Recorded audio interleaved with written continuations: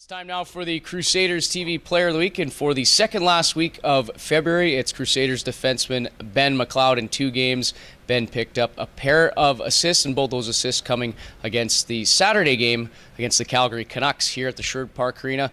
And Ben, it's a lot of candidates this week for Player of the Week. Dylan Stewart had a big weekend. Ryan Cox, lots of guys putting up points, but sometimes it's not about the numbers and what you do at the puck. It's what you do away from the puck. And certainly out there for you on the ice, you're doing some things in the defensive zone that gets you some accolades this week. But first off, let's start off with the game against Lloyd Minster. Big game for both teams as you're trying to hold off Lloyd Minster, who's up until that point, and maybe a couple of games before that, we're playing really good hockey, one of the best teams in the league in a small frame of time, and you guys come out with a big victory against Lloyd Minster. Just what did that feel like out there? It seemed like it was a playoff-type intensity game on Friday.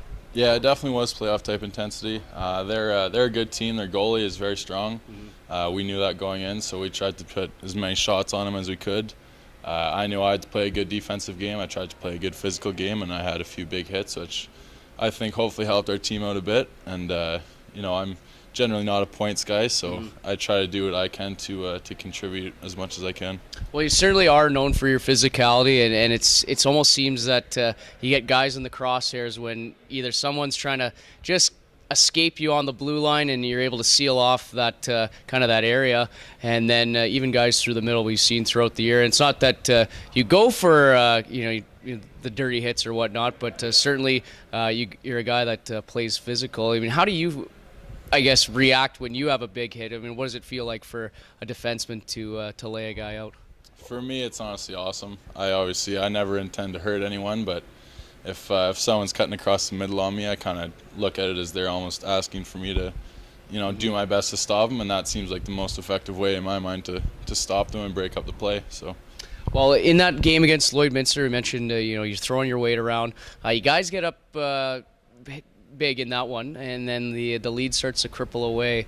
As a veteran, what do you say on the bench to the guys when you do see kind of leads evaporate? And we saw that twice this weekend. Fortunately for you guys, you came out with both victories. Yeah, it's happened a few times this year for sure. The biggest thing for our team, I think, is to stay positive. Yeah. We can't let the adversity affect us, and especially when we're still winning the game, we can't be getting down on ourselves. And I think especially as of late, we've been doing a lot better for it. Okay, Saturday against the Canucks, just a wild game, 7-6 in overtime, and things started off pretty interestingly and funny. Again, one of those hits, Tyler Petrie trying to come down the wall, you seal him off. Wasn't as big of a hit as maybe earlier we thought, but certainly the collision there, and the glass ends up breaking just behind us to the far left of you.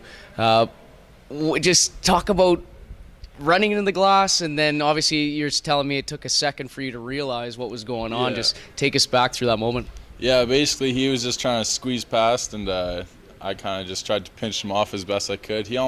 Seemed like he almost fell down at the last second, so I just glanced off him, bounced into the glass, and then heard this super loud sound. Yeah. Kind of looked around and realized I was halfway outside the rink.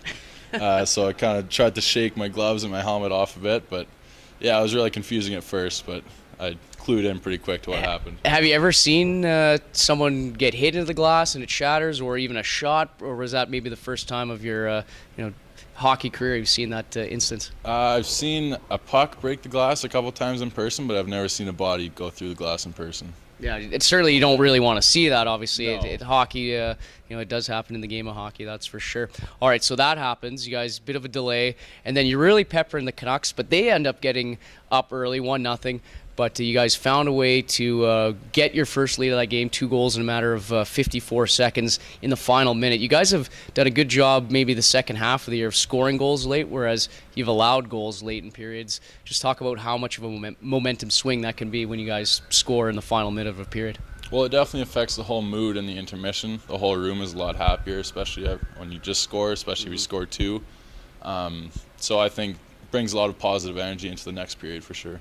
And certainly it did, as you guys scored a shorthanded goal, up 3-1, but then almost similar to the January 20th game in Calgary against the Canucks, that a lead that evaporates, and you end up having to come back in that one as well with a 3-1 lead leaving you, and it's a 4-3 lead for the Canucks almost halfway through that second period. Again, go back to, what's it like on the bench? Did that game creep up back on January 20th in Calgary? You guys ended up losing 8-3. Were guys thinking about that?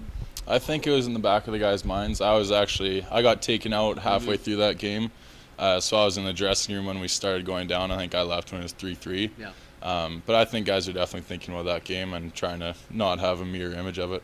Well, you certainly did that. You guys rallied some crazy goals on the power play, as you mentioned, shorthanded with Eric Miller.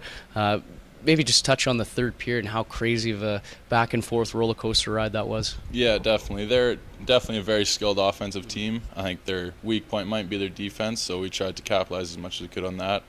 Obviously, we'd never want to have a game that's that high scoring, but kind of found ourselves in that situation, so we tried to make the most of it. Do you guys feel that you had to open things up a bit? I know the coaching staff before that didn't want to get into a type of game that it ended up being, but as the game went on, did you guys feel that you're almost kind of playing to their game, and ultimately you guys did win?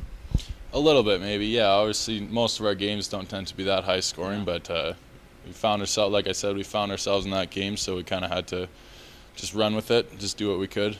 All right, and the big overtime victory, as well as Tyler Jetty scored the game winner. Wild overtime. How do you like the 3-on-3 and playing out there when you got lots of time to move around, lots of space as well? It's definitely fun. It's very tiring, and I think that, it can switch really quickly. One team has a 2-on-1 going one way, and then right away it switches around for the other team. So it's very exciting for sure. Very tiring, as I said, but yeah, I like it though. But good feeling after that one when you guys get the win. Very good feeling, yeah, to finally pull through with it. Yeah. Okay, this week Wednesday against Lloyd. They're trying to find their positioning when it comes to the postseason, either 6th or 7th, with them in Bonnyville jockeying out for positioning. So what's going to be key going into a building that very tough to plan, as you guys know? Your last visit there, you guys fell 4-1. What are some keys against the Bobcats this time around? I'm sure you'll expect the same type of desperation that you saw on Friday. Yeah, definitely same type of game. Obviously, their goalie is going to be the same goalie, so we got to pepper him with shots as much as we can. It's obviously a very hard arena to go into and win, so we just got to bring our A game and hope that it pans out. Well, speaking of hard arenas to go into, you close out your junior career regular season-wise against a team that you've seen a lot over your career, and going into Spruce Grove on Friday and then hosting the Saints here on Saturday. Pretty good way to end the regular season, I guess, maybe as well as your career. Obviously, the Saints have had your guys' numbers, but hopefully you guys can come out with a big effort. But what's going to be key in those games, in both those games? Speed, I think, is probably the biggest thing. Every time we play there, it seems like the speed of the game is just faster than any other team we play. I don't know if it's just the rivalry or the arena, or I don't know what it is, but we definitely have to play quick. Definitely have to be dialed in with that. What's going to be the key against defending a guy like Chris Van Vleet? I'm sure you will see a lot of him on the weekend, and he might be searching for goal number 50. How do you deny him that if that's what he's searching for? Just hopefully try to keep the mashups as they should be. Basically just hopefully play my game, play the body. I hit him a couple times last time I played him, and he started getting frustrated. He took a couple penalties on me, I think. So just try to shut him down as best I can. Do you have a Spruce Grove Sherwood Park memory? I might as well ask you, because this is it for the regular season for you in Junior A. Obviously, like I said, Spruce Grove kind of has had Sherwood Park's number, but you guys have had some big wins, not only here but in Spruce Grove as well during your career. Anything stick out right away? Probably the first time I played them was actually when I affiliated when I was 16.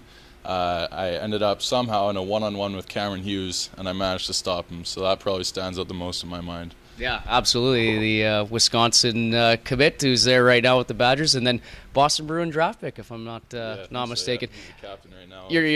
Your brother is probably going to be mad that you didn't say playing against him. Yeah, maybe, but I don't know. We honestly didn't find ourselves out against each other too much, but yeah, being defense, we didn't run into each other too often.